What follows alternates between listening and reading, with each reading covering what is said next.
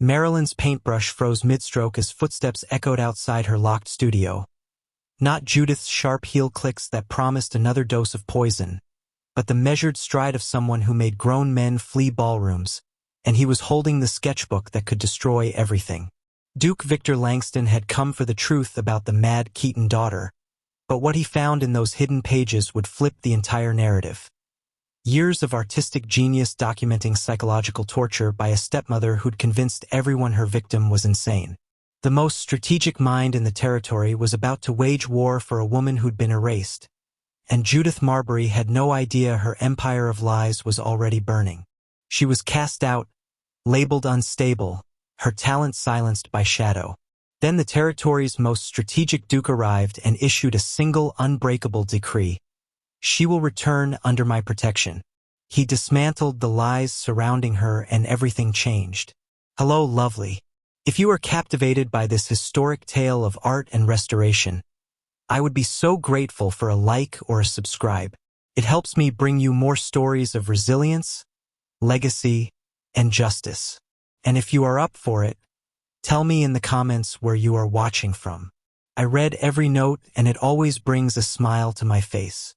Marilyn Keaton stood in the center of her dim studio, the dust motes dancing in the few slivers of light that escaped the boarded windows.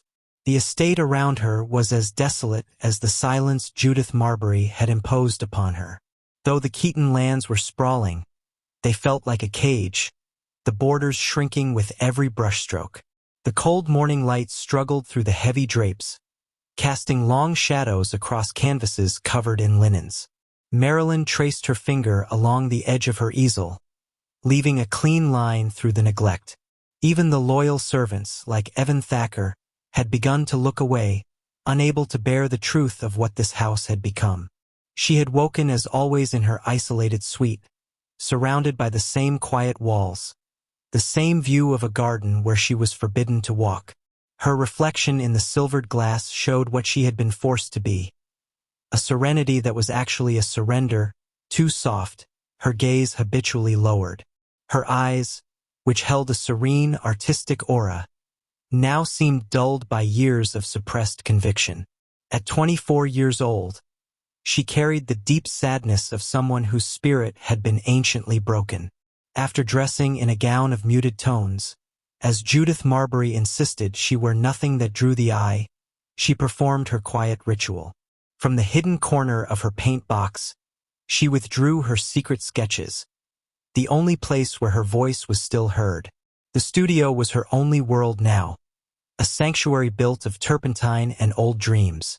Every morning, before the household stirred and Judith began her sharp-tongued observations of Marilyn's supposed instability, Marilyn would reach for the brush. It was the only weapon she had left. Today she worked on a vast, unauthorized canvas. It was a landscape of the estate as it had existed 10 years ago, before her father's passing, before the arrival of the social parasite who now ruled the halls. In the painting, the gardens were not overgrown with weeds and paranoia. They were vibrant with peonies and laughter. She painted with a delicate precision that the world had forgotten she possessed. Each stroke was a deliberate act of memory, reclaiming a past that Judith tried to paint over with lies.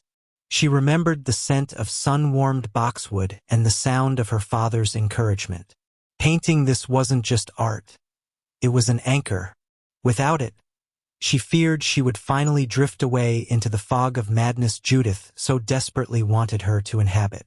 As the morning progressed, the isolation felt more heavy, a physical weight on her chest.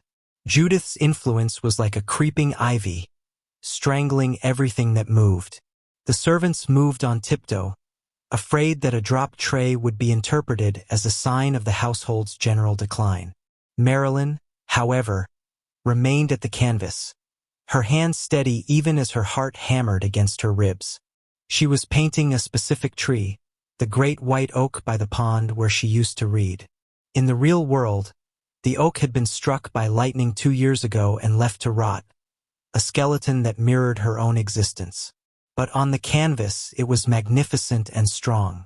She processed the pain of the present by perfecting the past. Judith's polished voice often echoed in her mind, a jagged refrain that claimed Marilyn was delicate, not quite right since the loss, and best left in quiet contemplation.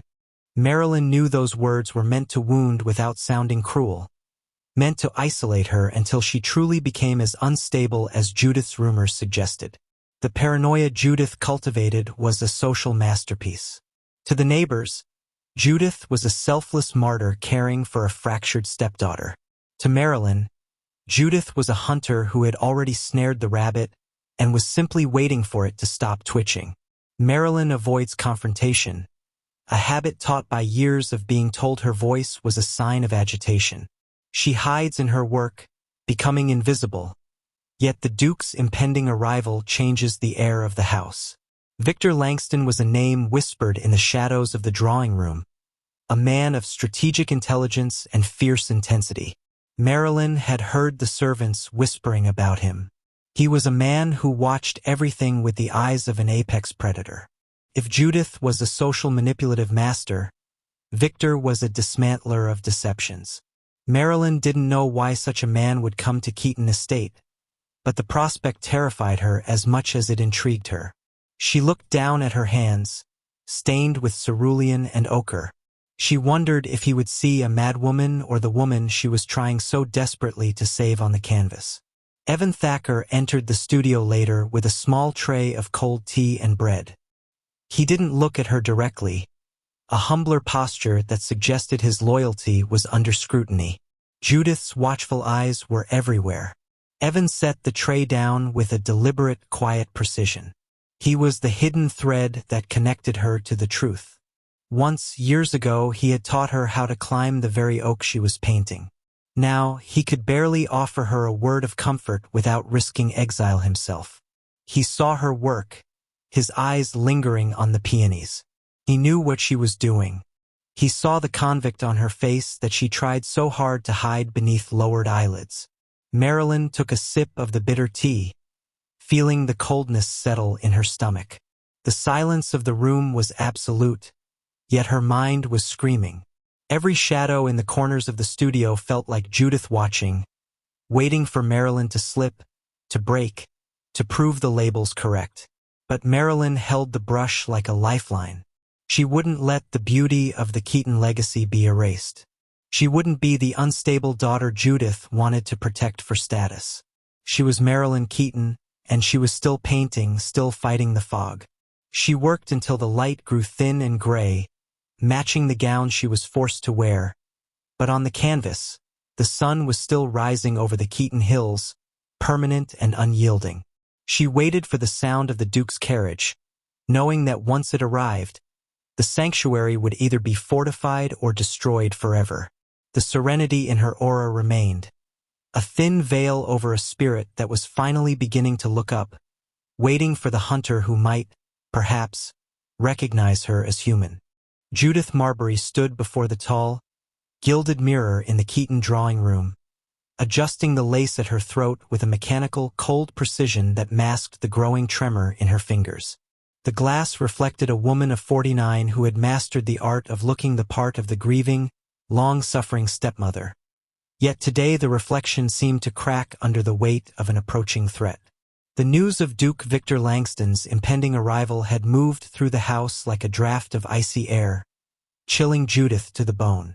She was a woman who lived by reputation, a socially manipulative creature who had spent years carefully crafting the narrative of Marilyn's instability to ensure her own status as the estate's guardian was never questioned. To Judith, Marilyn's serene aura was not a virtue but a weapon, a dangerous, silent beauty that threatened to expose the emptiness of Judith's own soul. She watched her own eyes in the mirror, searching for the flickers of paranoia she kept hidden beneath a veneer of polished sentences. Marilyn's exile had been necessary, a calculated move to protect the inheritance and Judith's standing. But the Duke was not like the local gentry who accepted Judith's lies at face value. Victor Langston was a hunter, and Judith feared he had already caught the scent of her deception. The house felt smaller today, the silence more brittle. Judith moved through the drawing room, her sharp-tongued observations falling like lashes on the few servants she encountered. She spoke in clipped, elegant sentences designed to wound while maintaining the outward appearance of gentility. She had labeled Marilyn mentally unstable to ensure she was silenced, but the Duke's sudden interest in the estate's boundary matters, and Judith suspected the mysterious Keaton daughter, was a development she had not prepared for. She felt the walls of her carefully constructed world beginning to close in. If the Duke saw Marilyn, if he spoke to her even once, the delicate web of manipulation Judith had woven for years might unravel in an instant. She was obsessed with reputation, and the thought of being exposed as a fraud, as a woman who had mistreated a vulnerable girl for profit, was more than she could bear.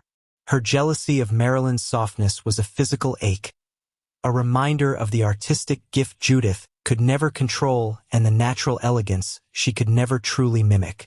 Judith turned from the mirror and swept toward the studio, the sound of her heavy silk gown echoing like a warning through the corridor. She needed to sharpen her tongue, to reinforce the psychological chains that kept Marilyn in her place. As she approached the door, she composed her face into an expression of sorrowful concern, the mask she wore for the world. Inside, she found Marilyn at the easel, her delicate precision on the canvas an affront to Judith's need for control. Judith did not look at the painting. She looked only at the girl, noting the way Marilyn's gaze instinctively lowered. It was a habit Judith had taught her well through years of emotional abuse, a submissive posture that signaled Judith's victory. Yet, today Judith saw something new, a spark of conviction, a subtle straightening of the shoulders that had not been there before. The paranoia inside Judith flared. She spoke softly, her voice dripping with the social manipulation that had become her primary language, reminding Marilyn of her fragility and the mercy Judith had shown by keeping her safe from the cruel world. Every word was meant to anchor Marilyn to the floor, to make her feel as unstable as Judith claimed she was. Judith watched the girl's hands, looking for a tremor that would justify more medication or a deeper isolation. She could not allow the Duke to see this serene woman. She needed him to see a fractured, unreliable creature who could only be managed by a woman of Judith's exceptional patience. She reminded Marilyn that the Duke was a man everyone whispered about but never challenged, a figure of intimidating intensity who would have no patience for an unstable girl. Judith twisted the truth, suggesting the Duke was coming to investigate the estate's failures, placing the blame squarely on Marilyn's supposed lack of cooperation. She watched for the flinch, the sign of breakdown that would secure her position, but Marilyn remained still, her quiet, introspective nature a wall Judith could not easily scale. The Duke's interest had made Judith reckless. She spoke of Marilyn's exile not as a punishment but as a gift, a way to keep her artistic aura from being sullied by society, all while the paranoid voice in Judith's head screamed that time was running out. As evening approached, Judith's sharp-tongued lashes grew more frequent. She summoned Evan Thacker, the steady servant she secretly suspected of harboring sympathies for the girl, and interrogated him with a perfunctory disinterest that masked her deep suspicion. She demanded perfection in the household to impress the Duke, but her real focus remained on the studio. She stood in the hallway, listening to the silence of the tower room, her obsession with legacy and status driving her to the brink. She looked at the portraits of Marilyn's parents on the walls, feeling a surge of hatred for the beauty Marilyn had inherited and the talent she possessed.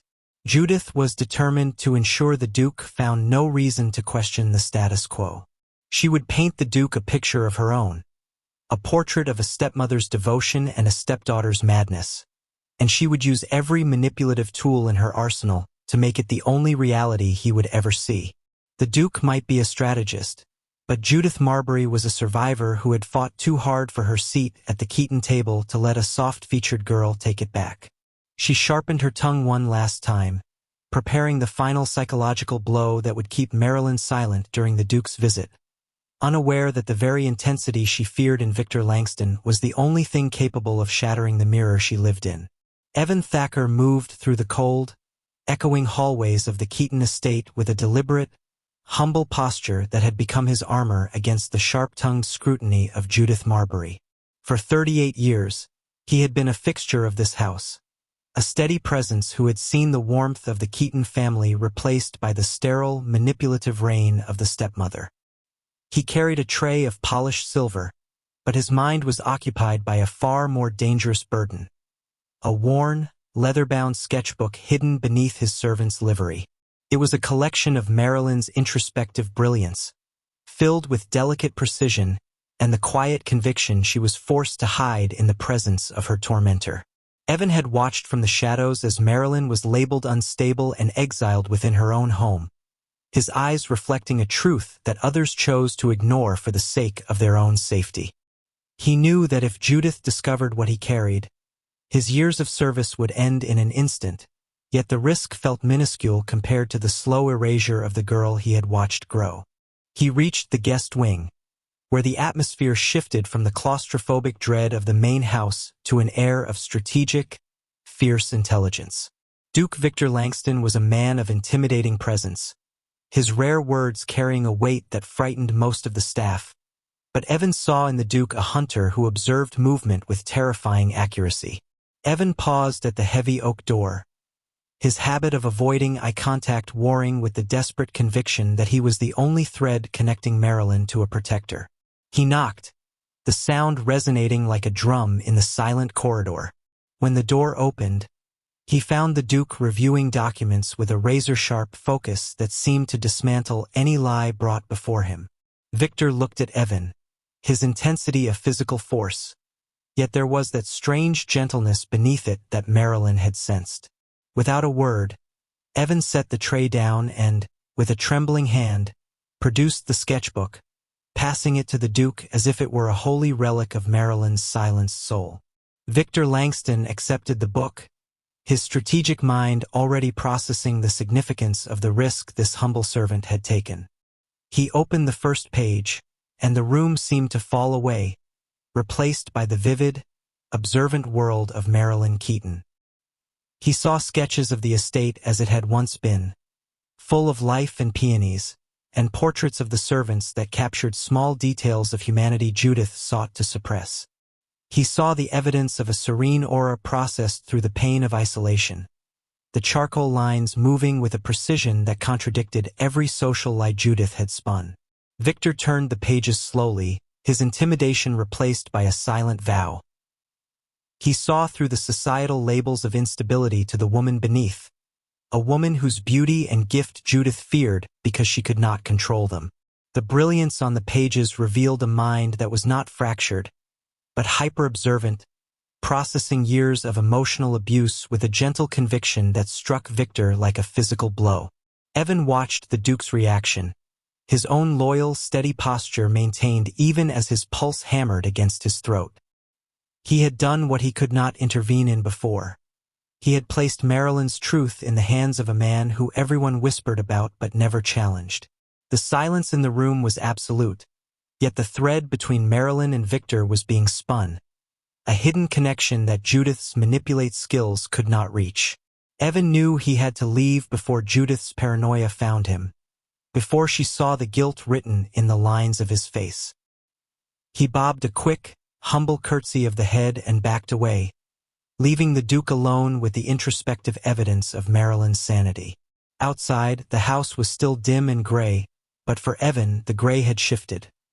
He had risked his position to ensure that Marilyn would not be permanently erased from the legacy of the house, and he could feel the seismic shift in the estate's air as the Duke closed the book, his expression one of glacial, fierce protection. The door to Marilyn's studio opened without warning, and the silence that followed was unlike any she had known in years. She had expected Judith's sharp-tongued observations, the polished sentences designed to wound without sounding cruel, the reminder that she was fragile, unstable, best kept in quiet contemplation. Instead, the figure who crossed the threshold was a man of intimidating presence, his frame filling the narrow doorway as if the very architecture of the house had been waiting for someone of his stature to claim it. Duke Victor Langston did not announce himself. He did not need to. The air shifted the moment he entered, the claustrophobic weight of Judith's influence seeming to retreat into the corners of the room like shadows fleeing the dawn. Marilyn's hand froze mid-stroke, cerulean pigment trembling on the tip of her brush, and she felt the instinctive pull to lower her gaze, the habit taught by years of emotional abuse urging her to disappear into her work. Victor moved through the studio with the deliberate, measured steps of a hunter who observed movement with terrifying accuracy. His eyes, sharp and strategic, swept over the covered canvases, the scattered brushes, the small tray of cold tea Evan had left hours before. He said nothing, yet his silence was not the oppressive void Judith cultivated. It was a fortress, a decisive quiet that seemed to promise protection rather than punishment. Marilyn watched him from beneath her lashes, her serene aura flickering with an unfamiliar sensation, the absence of fear. She had heard the servants whisper about this man, the most feared duke in the territory, a figure everyone spoke of but never challenged. Yet standing in her sanctuary, he did not seem to demand her submission. He seemed, instead, to be waiting for her to exist.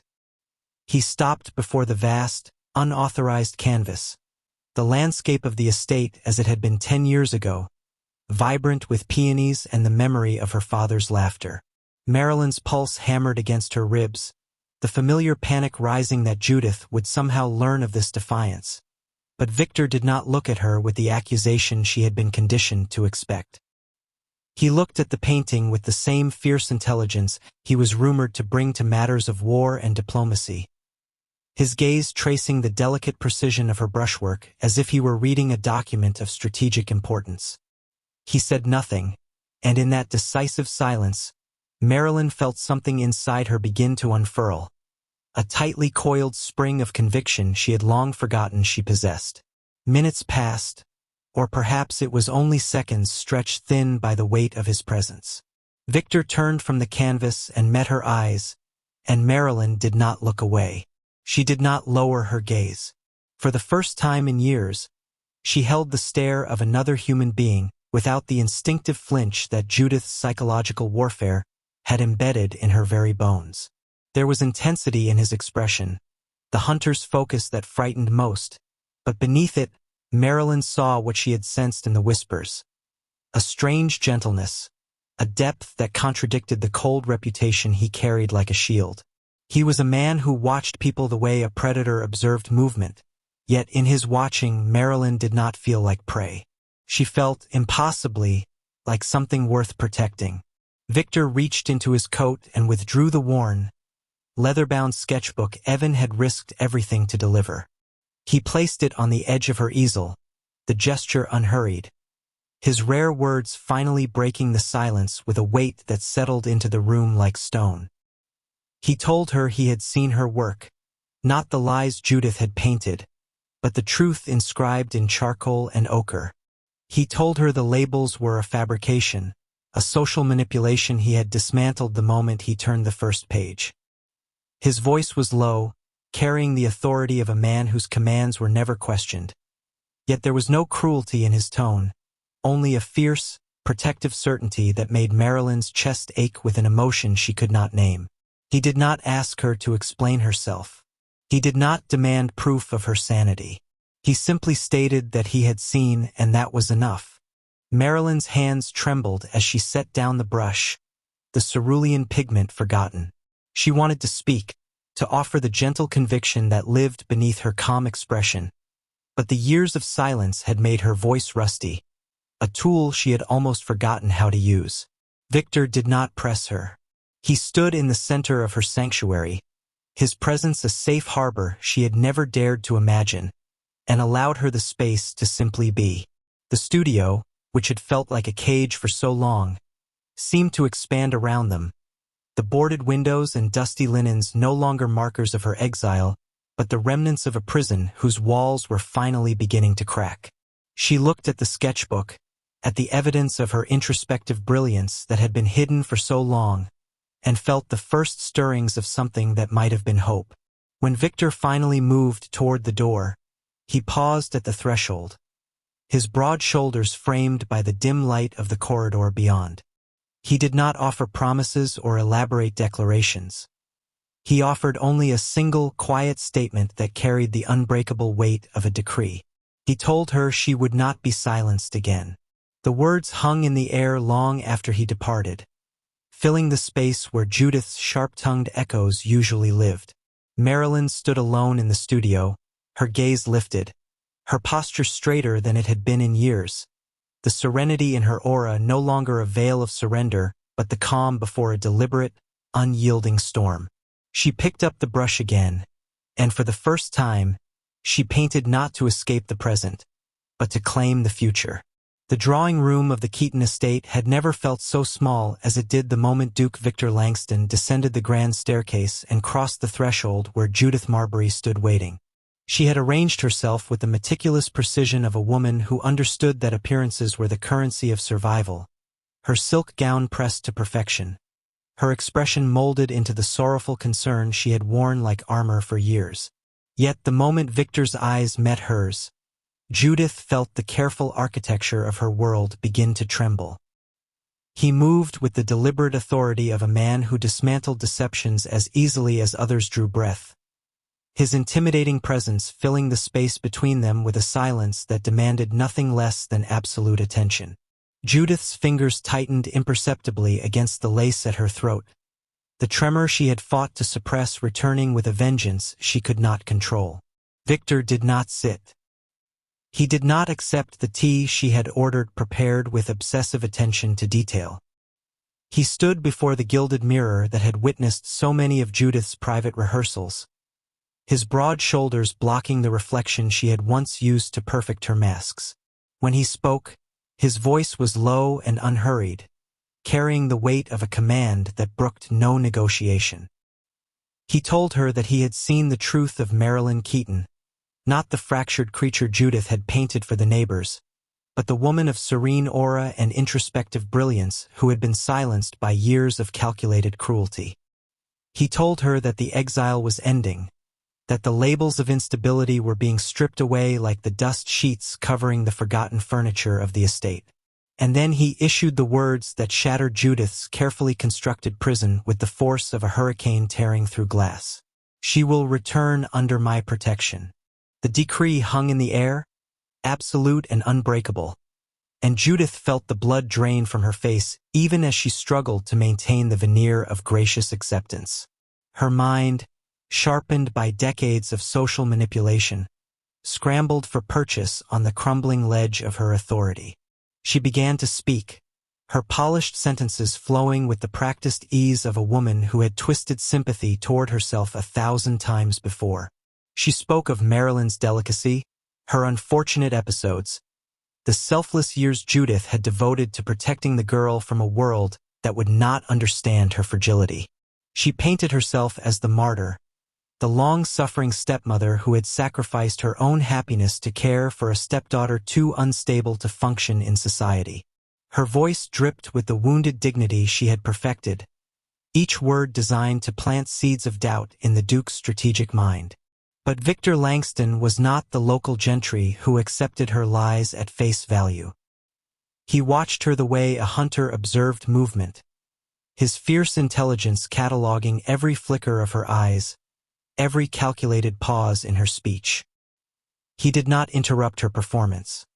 He simply allowed her to exhaust the arsenal of manipulation she had wielded for so long, and when she finally fell silent, breathless from the effort of her deception, he spoke again with the same glacial certainty. He told her that he had seen the sketchbook, the evidence of a mind that was not fractured but hyper-observant, processing pain through art with a conviction that contradicted every social lie she had spun. He told her that the servants whispered truths she had tried to bury, and that the hidden threads of her cruelty had been gathered into a tapestry she could no longer deny. His command carried weight, and Judith understood with a sickening clarity that the power she had fought so hard to acquire was slipping through her fingers like sand. The paranoia that lived beneath Judith's polished exterior erupted into a desperate spiral. She paced the drawing room after Victor departed, her sharp-tongued observations falling like lashes on the empty air. She summoned Evan Thacker and interrogated him with a ferocity that stripped away the pretense of gentility, her obsession with reputation driving her to accusations that bordered on hysteria. She demanded to know who had betrayed her, who had dared to pass information to the Duke, her jealousy of Marilyn's softness and artistic gift transforming into a consuming rage that threatened to devour what remained of her composure. She looked at the portraits on the walls, the images of Marilyn's parents watching her with silent judgment, and felt the hatred she had long suppressed rising to the surface like poison seeking an outlet. She would not surrender the Keaton estate without a fight. She would not allow a soft-featured girl with a serene aura to reclaim what Judith had spent years securing for herself. As the evening shadows lengthened across the drawing room, Judith began to scheme with the frantic energy of a cornered animal. She would attend the upcoming social gathering and twist the narrative once more, presenting herself as the victim of a powerful duke's inexplicable interest in her unstable stepdaughter.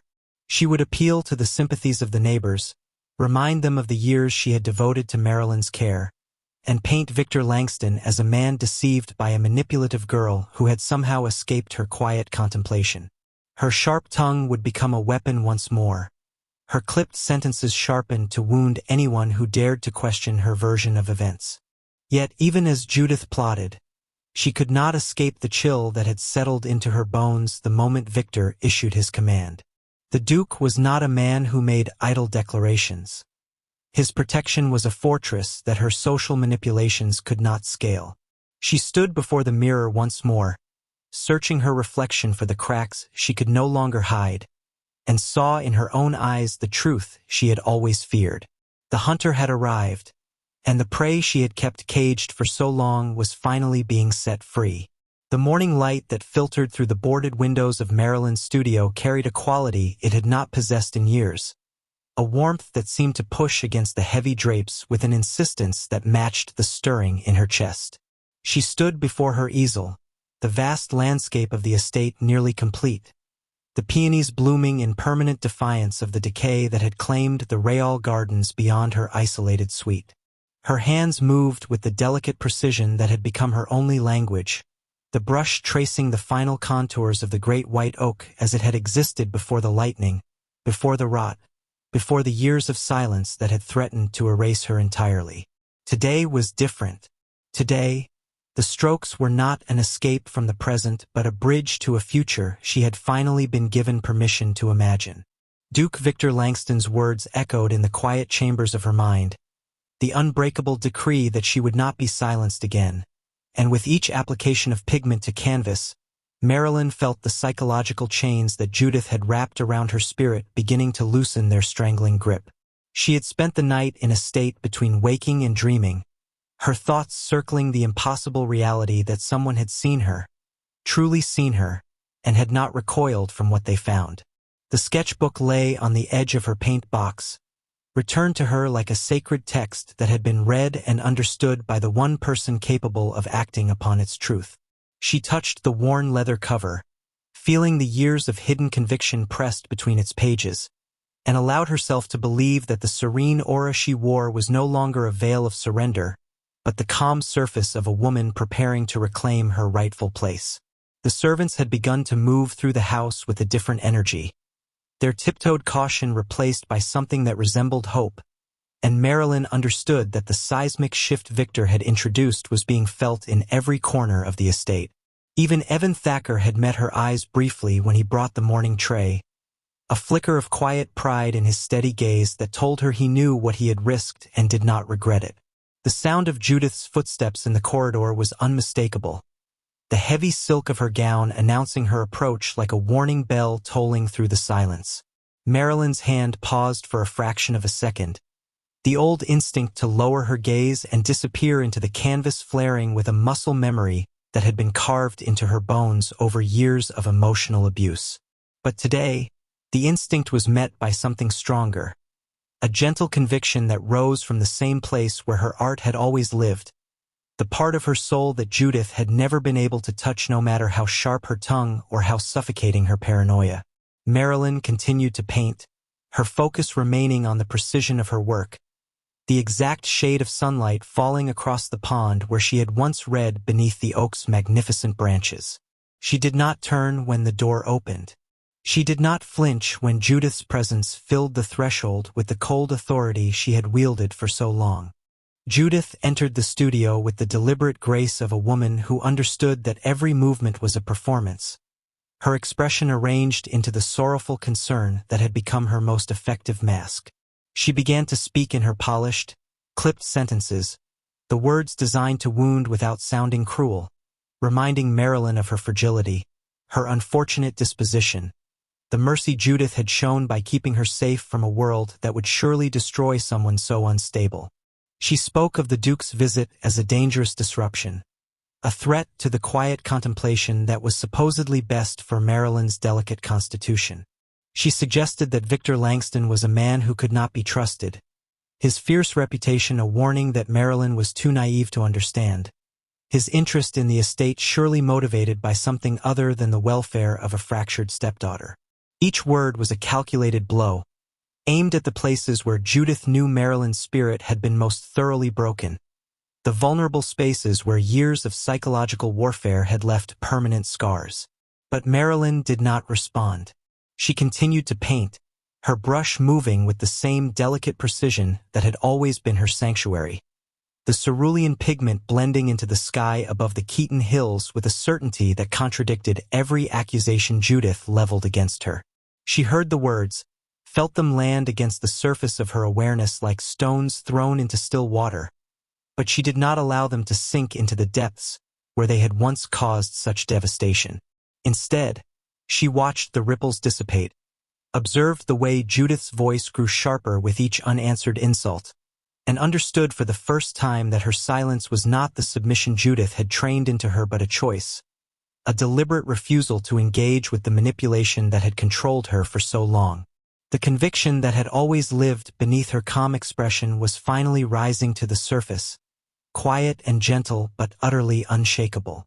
Judith's paranoia flared at Marilyn's lack of reaction, her obsession with control demanding a response that would confirm her power over the girl she had labeled unstable.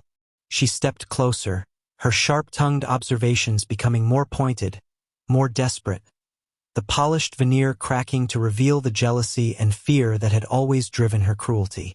She spoke of the inheritance, of the Keaton legacy that Marilyn was too weak to protect, of the social ruin that would follow if the neighbors learned that the Duke had taken an interest in a madwoman.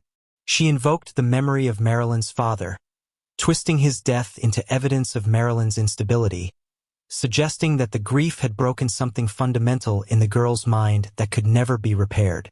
It was the cruelest weapon in Judith's arsenal, the one that had always succeeded in reducing Marilyn to tears and trembling submission. Today it failed. Marilyn set down her brush and turned to face her stepmother. Her gaze lifted, her posture straightened with a quiet strength that seemed to fill the studio with a new kind of silence. She did not speak with the sharp tongue Judith would have recognized, did not engage in the verbal warfare her stepmother had mastered.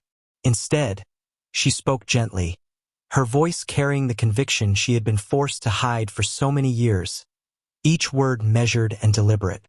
She told Judith that she had heard every insult, absorbed every manipulation, worn every gray gown and lowered her eyes in every corridor of this house, but she would not be silenced any longer. She told her that the Duke had seen her work and found not instability but brilliance, not fragility but the delicate precision of a woman who had processed unimaginable pain through her art. She told her that the labels were lies, fabrications designed to protect Judith's status rather than Marilyn's well-being, and that the exile was ending whether Judith approved or not. The words hung in the air between them, and Marilyn watched as something shifted in Judith's expression, the sorrowful concern giving way to a flash of pure, unmasked hatred before the veneer was hastily reconstructed.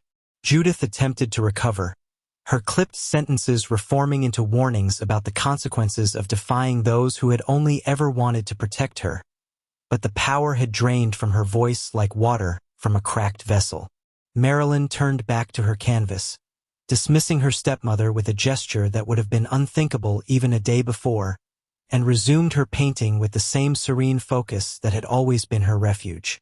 She heard Judith's footsteps retreat, the heavy silk gown rustling with a fury that the polished words could no longer contain, and allowed herself a small, private moment of triumph.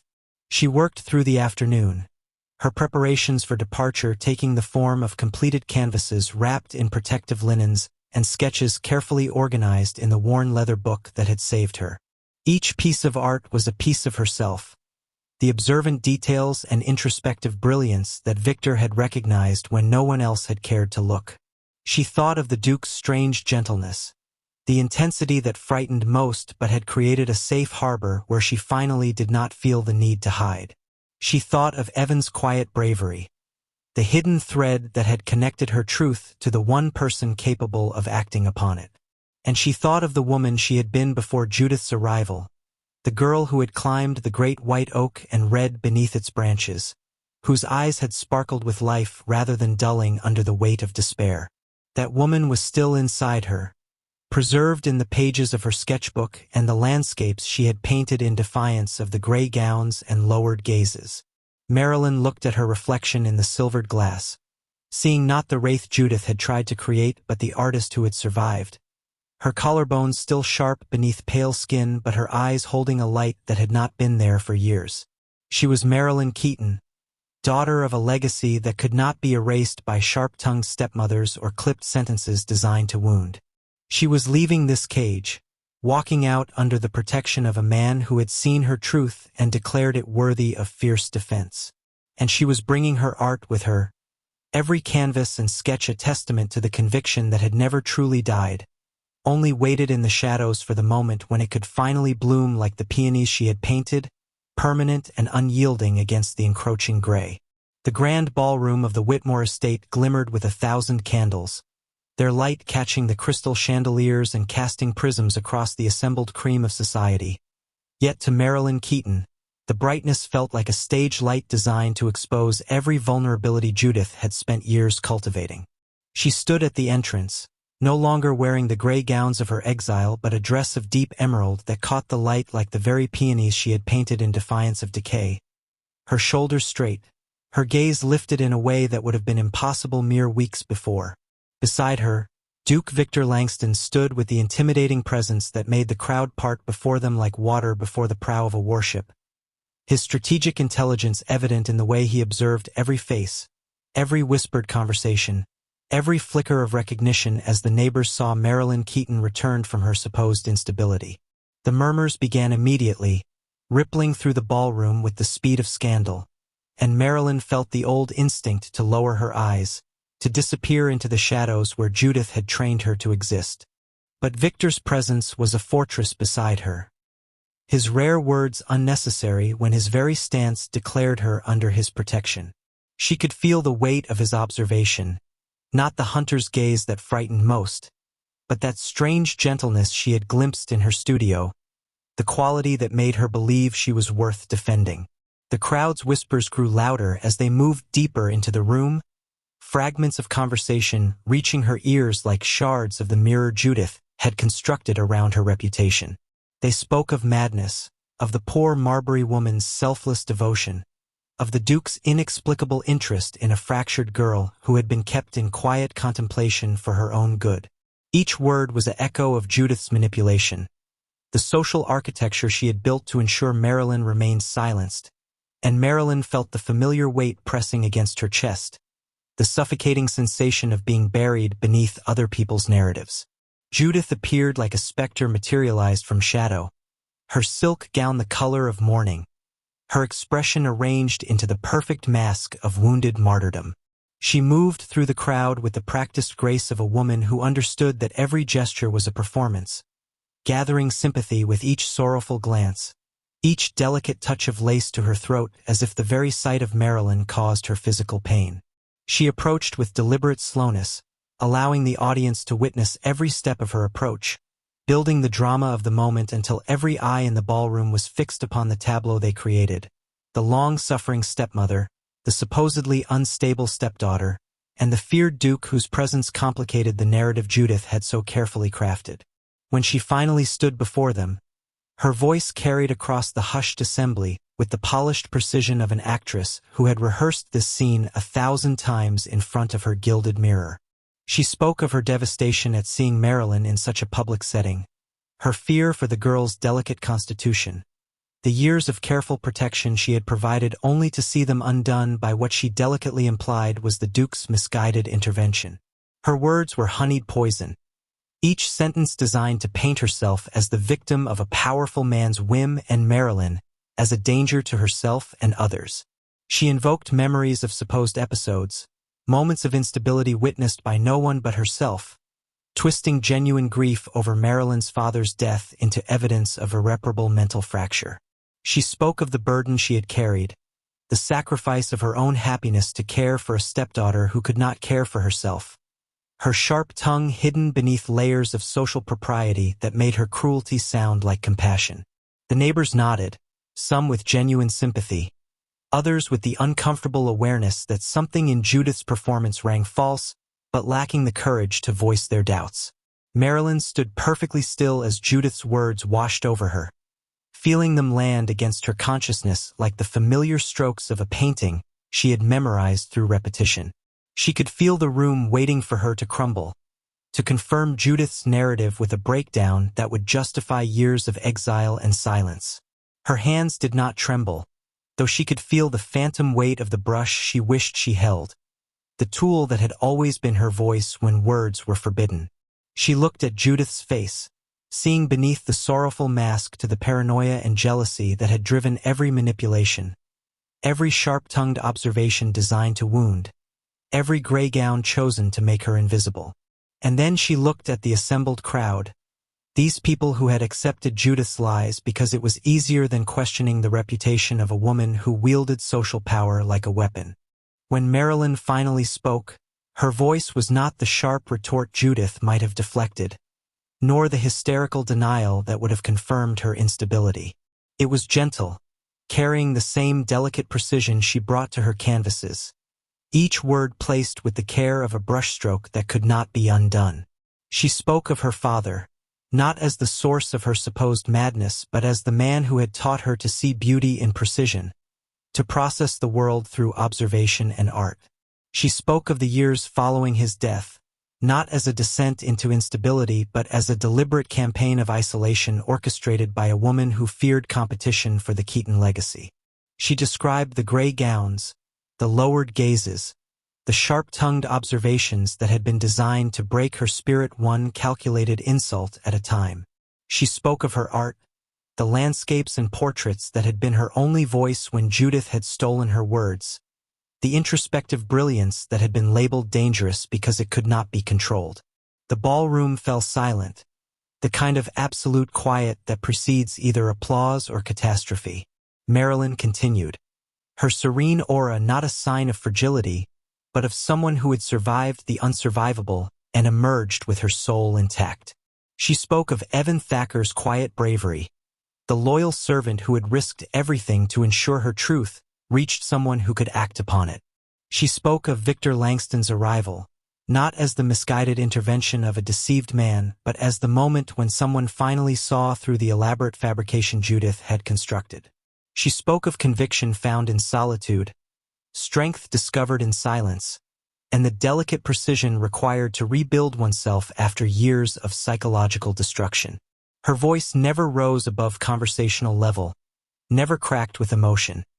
Yet every word carried the weight of truth that Judith's theatrical performance could never match. Judith attempted to interrupt, her polished sentences fracturing as she tried to regain control of the narrative, but Marilyn did not yield the floor. She turned to face her stepmother directly, her gaze steady and unwavering, the habit of looking down finally broken beyond repair. She told the room about the sketchbook, the pages filled with observations of life at the Keaton estate, the evidence of a mind that was not fractured but merely silenced. She told them about the landscape painting in her studio, the estate as it had existed before Judith's arrival, a testament to memory that no amount of manipulation could erase. She told them that she was not seeking revenge or even justice, merely the right to exist without the labels that had been forced upon her, to practice her art without it being seen as a symptom of instability, to reclaim the legacy her father had left her without having to fight for every breath. Victor had remained silent throughout the exchange, his presence a constant reminder that whatever the outcome of this confrontation, Marilyn would not return to exile.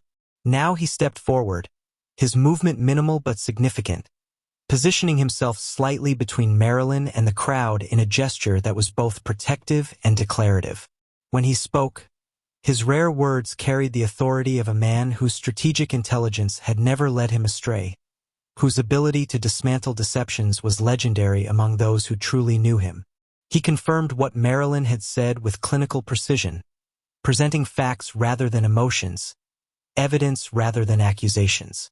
He spoke of the legal implications of Judith's actions, the fraudulent nature of the guardianship she had claimed, the criminal possibilities of false imprisonment and psychological abuse. His intensity was not directed at Marilyn, but at those who had enabled Judith's cruelty through their silence, and several neighbors visibly flinched under his scrutiny. The atmosphere in the ballroom shifted, the sympathy Judith had cultivated beginning to curdle into something else entirely. Questions began to rise from the crowd, tentative at first but growing bolder as the facade cracked. Why had Marilyn never been seen at social gatherings if her condition was manageable? Why had no physician been consulted if her instability was so severe? Why had Judith never sought help from family or friends if the burden was so overwhelming?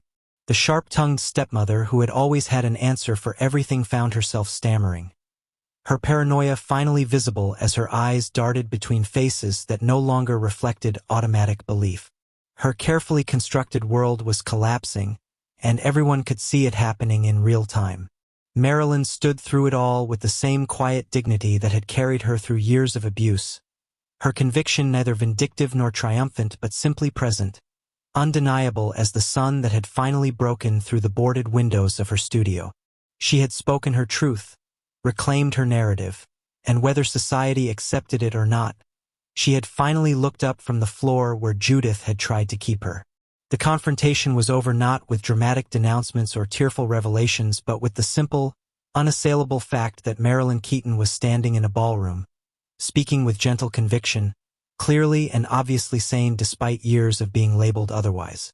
The delicate precision that had saved her in solitude had served her in society, and as Victor offered her his arm to leave the gathering, she took it without lowering her gaze, the artist finally free to paint her own future in whatever colors she chose. The morning Marilyn Keaton returned to her family estate as its rightful heir rather than its hidden prisoner. The sun broke through clouds that seemed to have lingered for years, casting light across the overgrown gardens with a brilliance that made even the weeds appear intentional, artistic, as if nature itself had been waiting for this moment of restoration. The carriage wheels crunched against the gravel drive with a sound that echoed through the grounds like an announcement, and Marilyn felt the weight of homecoming settle into her bones. Not the suffocating pressure of return to captivity, but the grounding sensation of roots finally allowed to dig deep into soil that had always been hers. Victor Langston sat beside her, his presence the fortress it had become, his strategic silence more powerful than any declaration, and she understood that his protection was not temporary charity, but a permanent restructuring of the world that had tried to erase her. The servants lined the entrance, and she saw in their faces not the averted gazes of accomplices to her imprisonment, but the barely contained joy of witnesses to resurrection. Evan Thacker stood at the front of the assembled household, his steady, loyal posture straightened with a pride he no longer needed to hide, his eyes meeting hers directly for the first time in years without the shadow of Judith's paranoid scrutiny forcing them apart. He had risked everything to pass her truth to the Duke, the hidden thread that had connected her isolation to her salvation, and now he stood as witness to the fruit of his quiet bravery. The other servants, those who had tiptoed through halls made treacherous by Judith's sharp tongue, now moved with the energy of people released from an unspoken curse, their movements no longer careful but purposeful, preparing the house not for a mad girl's return but for the restoration of the Keaton legacy to its rightful guardian. The very walls seemed to breathe differently, as if the estate itself had been holding its breath, waiting for the moment when the truth would finally be spoken aloud.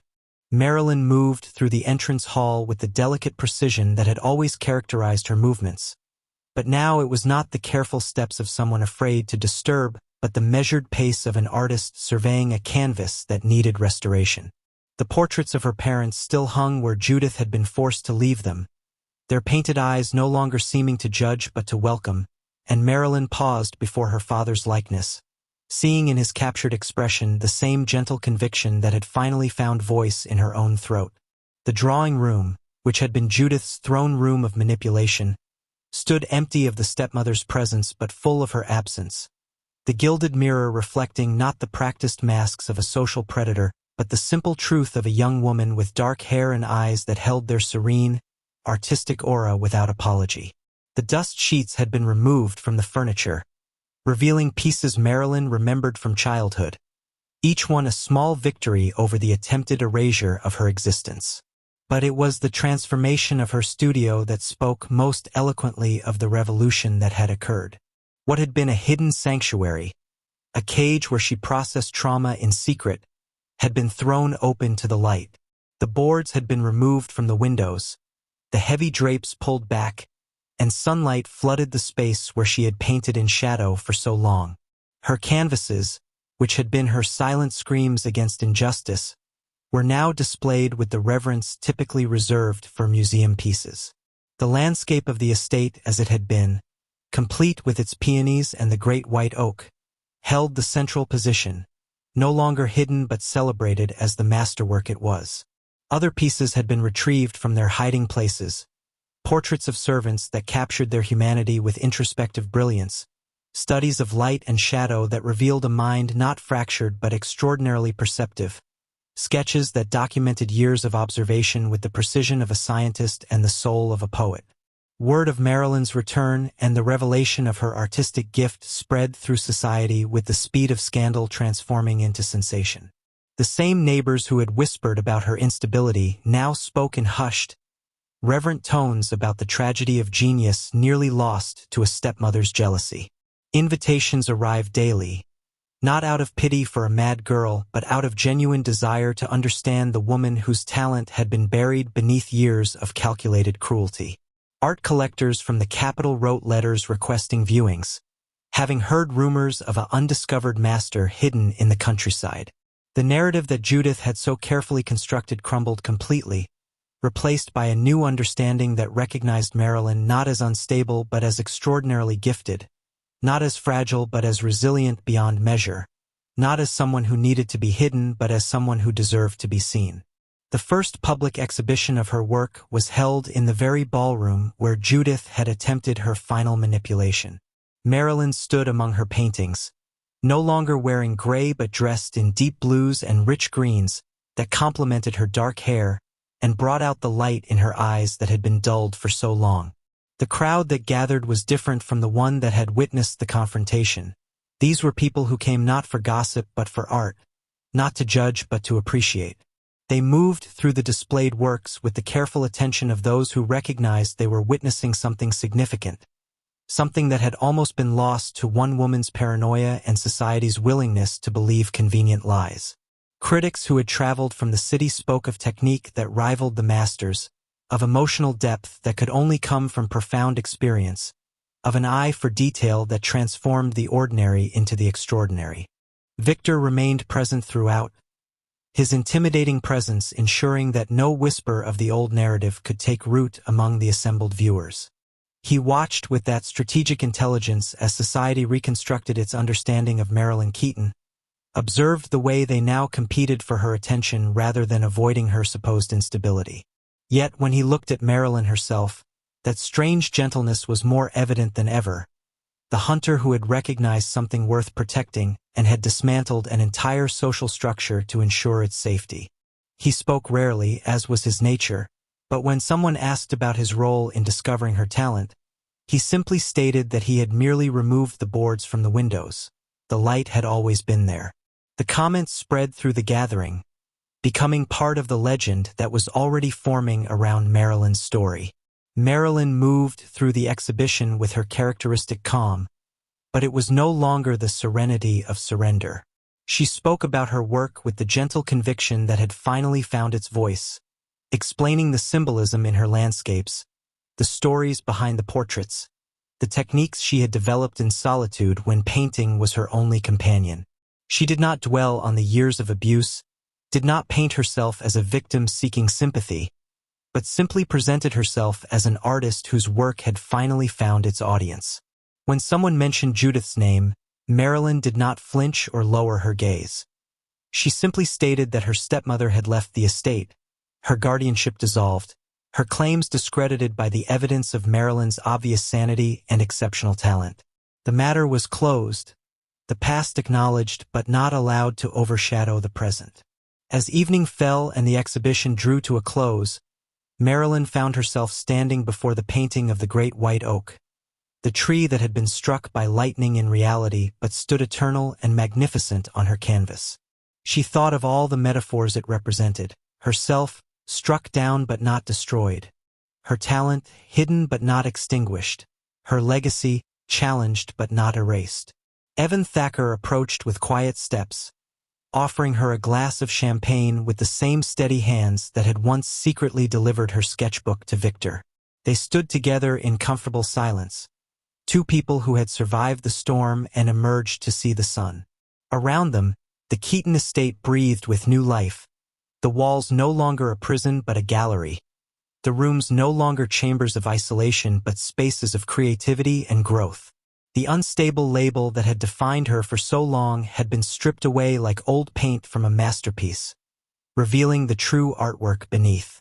Society had seen her not as Judith had painted her but as she truly was, an artist of extraordinary gift whose serene aura was not fragility but strength, whose introspective nature was not madness but genius, whose delicate precision was not weakness but the careful hand of someone who understood that beauty required both patience and courage. The Keaton name, which Judith had tried to claim through manipulation and lies, was restored to its rightful heir, and with it came not just the estate and the inheritance but the freedom to exist without masks, without labels, without the constant fear of being misunderstood. Marilyn stood in her childhood home, surrounded by her art and protected by a Duke whose fierce intensity had recognized her worth when the world had tried to deny it. And for the first time in years, she felt the simple, profound joy of being exactly who she was meant to be. The wider world had finally seen what had always been true. Marilyn Keaton was not mad. She was magnificent. The light in Marilyn's studio had transformed completely from the dim, secretive glow of her exile to something golden and alive, streaming through windows that would never be boarded again, catching the dust motes that danced like celebratory spirits finally freed from shadow. She stood before a fresh canvas, her brushes arranged with the delicate precision that had become not just her technique but her signature, and watched as Duke Victor Langston entered the space that had once been her prison and was now her kingdom. He moved with the same intimidating presence that made others step aside in ballrooms and council chambers, yet here, in the sanctuary of her art, something in his bearing softened almost imperceptibly, as if the fierce intelligence that armored him recognized this room as neutral ground where weapons were unnecessary. He had agreed to sit for a portrait, a request Marilyn had made with the gentle conviction that he had taught her to voice, and though men of his strategic nature rarely remained still for anything, he had simply nodded, understanding perhaps that this was not about capturing his image but about revealing truths that lived beneath surfaces. Victor positioned himself in the chair she had arranged near the window, where the afternoon light would catch the planes of his face in ways that revealed rather than concealed, and Marilyn observed how differently he occupied space when he was not hunting or protecting or dismantling the deceptions of others. His shoulders, always squared for battle, relaxed by degrees, and his hands, which she had seen grip documents and reins with equal authority, rested quietly on the arms of the chair with a stillness that spoke of trust. It was a vulnerability she suspected few had witnessed, this allowance of being seen without the armor of reputation and fear that surrounded him like a fortress wherever he went. The silence between them was not the oppressive void Judith had cultivated but something living and breathing, a comfortable quiet that needed no words to fill it because it was already full of understanding. Marilyn began with preliminary sketches, her charcoal moving across the paper with the same observational brilliance that had documented years of pain and beauty in her hidden sketchbooks. But now she was documenting something different. The gradual revelation of a man who had saved her not through grand gestures but through the simple act of seeing her truth and declaring it valid. She studied the line of his jaw, sharp enough to cut glass yet capable of softening when he thought no one was watching, and the way his dark eyes, which could freeze a room with their intensity, held depths of something she had glimpsed from their first meeting, that strange gentleness that contradicted everything society whispered about the feared Duke. Each stroke of charcoal was an exploration, not just of his physical form but of the contradiction he embodied, the hunter who had chosen to protect rather than capture, the strategist who had dismantled lies not for political gain but for simple justice. As she worked, transferring the sketch to canvas with oils that caught light like liquid amber, Victor watched her with the same focused attention he brought to everything, but there was no calculation in his observation now, only a quiet fascination with the process of creation. He had seen her paintings before, had recognized the genius that Judith had tried to bury, but watching her work was different from seeing the finished pieces.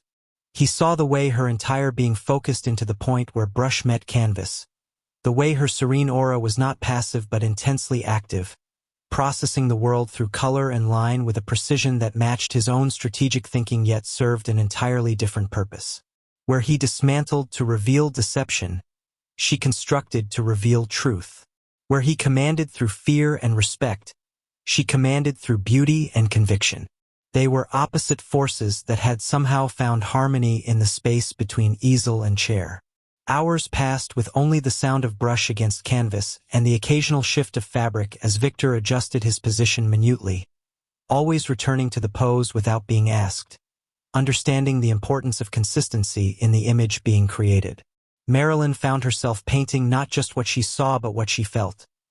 The safety his presence had created when the world had been crushing her, the fierce protection that had shattered the mirror of lies surrounding her, the way he had looked at her art and seen not symptoms of madness but evidence of extraordinary perception.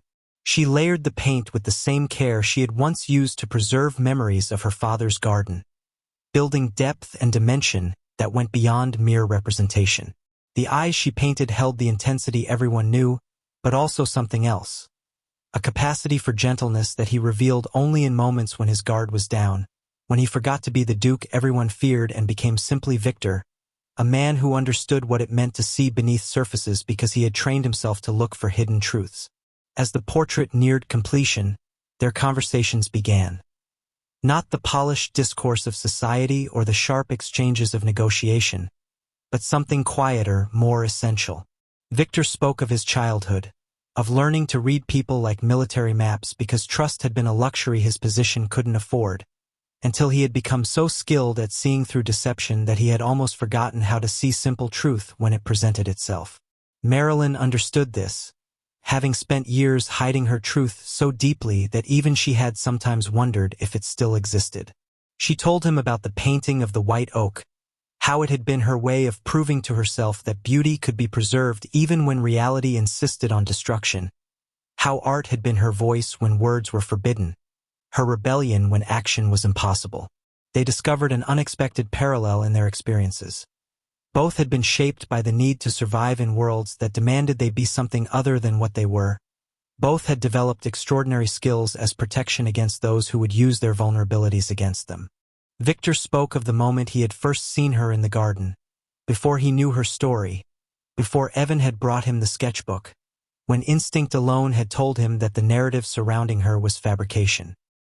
He described the strategic part of his mind cataloging the inconsistencies, the way the servants looked at her with sympathy rather than fear, the way her supposed madness never manifested in anything more threatening than lowered eyes and silence, the way Judith's paranoia spiked whenever Marilyn's name was mentioned.